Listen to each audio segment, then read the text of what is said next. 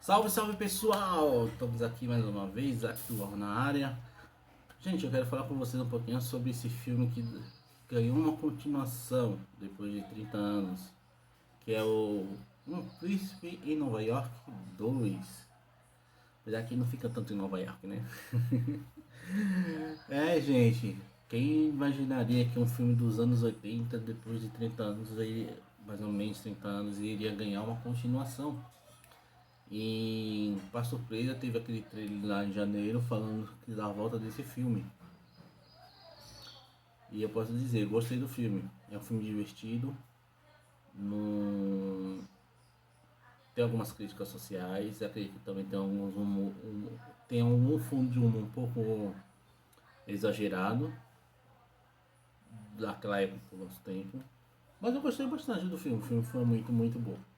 O filme novamente estrelado pelo Ed Murphy e o outro ator que faz parte, deixa eu ver aqui o nome dele. Um, um Príncipe em Nova York 2. Filme de 88, o primeiro filme é de 88, então tem 33 anos mais ou menos, minha idade. E agora a gente tem, depois de 33 anos, temos a continuação. Então, Ed Murphy. Cadê o homem?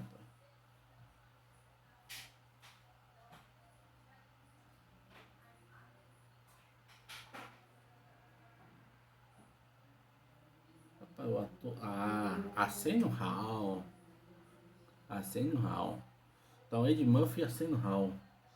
Estrelado pelos dois principalmente. Então eles dois que são os principais personagens. E a gente vê a volta de alguns outros atores do primeiro filme, como o James Earl Jones, a, a Shari Hadley. A gente vê o Arsenio também voltando, o John Amos, que era o pai da Lisa, né? Que depois se tornou Rainha Lisa. E a gente vê essa história desenrolando um tempo depois. A gente descobre que que o Ed Murphy não, que o... eu esqueci o nome do personagem, gente, não posso esquecer o nome do personagem.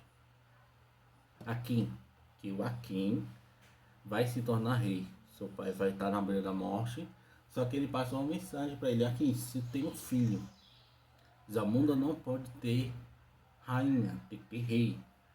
E você não tem filho homem aqui, você só me deu filhos. Na Araquém tem 3 filhas com a Lisa. Mas eu descobri que você tem um filho homem que mora nos Estados Unidos. Vai lá, traz ele pra cá, pra ele poder ser rei.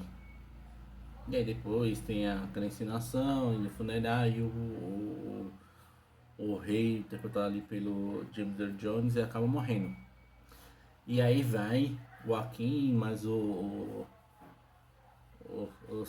Samuel e vão direto lá para os Estados Unidos, para Nova York, atrás desse filho.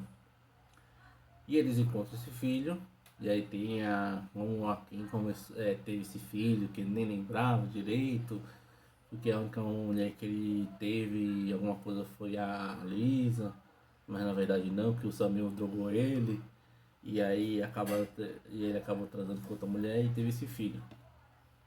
E aí a gente tem o desenrolar da história que no par, apesar do filme se chamar Um Príncipe em Nova York, devia se chamar na verdade Um Príncipe de Nova York, porque o cara é de Nova York, mas o filme se passa inteiramente todo em Zamunda.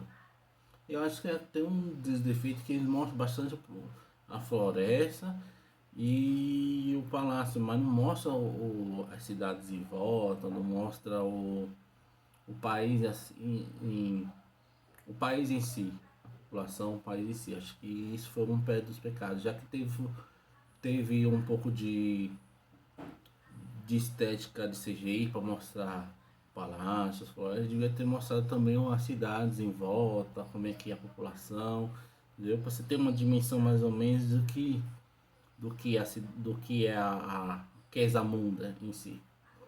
Mas enfim, aí a história começa a contar que a filha mais velha do Akin se preparou para ser rainha, tanto na parte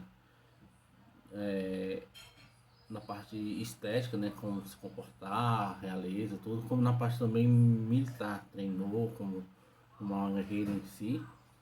E ela fica indignada por descobre que esse filho vai tomar um lugar que seria o que ela se preparou, que seria dela.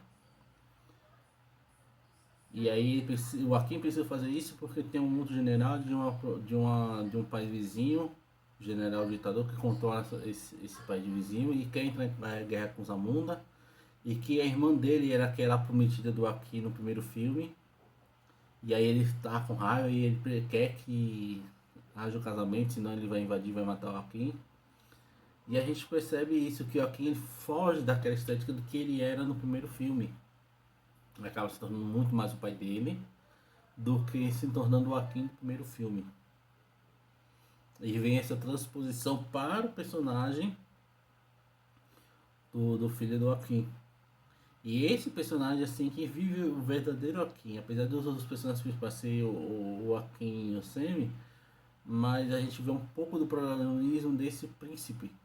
Porque esse príncipe ele acaba tendo tudo aquilo que o Akin era no primeiro filme. E tinha coragem e tinha determinação de seguir aquilo que ele queria, amar as pessoas que ele queria, viver a vida que ele queria, não sendo obrigado a fazer praticamente nada do que o coração dele não mandava. Tipo, um casamento arranjado. A gente vê que quando ele foi para Zamunda, ele foi até interessado com a vida, no conforto, porque já tinha sofrido em Nova York e tal, pela pobreza. Mas ele percebe que com o casamento arranjado ele não seria feliz. E ele se apaixona por uma cabeleireira do palácio e acaba fugindo de volta para os Estados Unidos. E diante daquela situação, o Akin ele acorda e descobre que realmente o filho dele era aquilo que ele era na época e hoje não é. E ele precisava mudar. E é interessante essa transição, que a gente vê. Acho que o pessoal até criticou que, por exemplo, o Luke Skywalker do Star Wars 8, ele fugiu muito daquilo que ele era na trilogia clássica, episódios 4, 5 e 6. Mas, gente, as pessoas mudam com o tempo, tem sofrimentos, tem angústias, tem responsabilidades.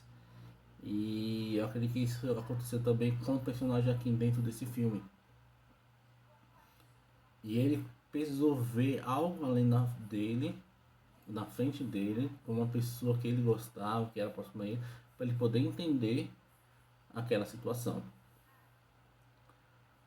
E mediante isso, a quem aceitou resolver o problema com outro país, que é mostrado no filme, como é resolvido, que a princesa ela se intromete e dá uma surra lá no general e depois impõe a diplomacia de como deve ser, e os dois países acabam se tornando parceiros comerciais e vivendo em paz, não precisando de nenhum casamento.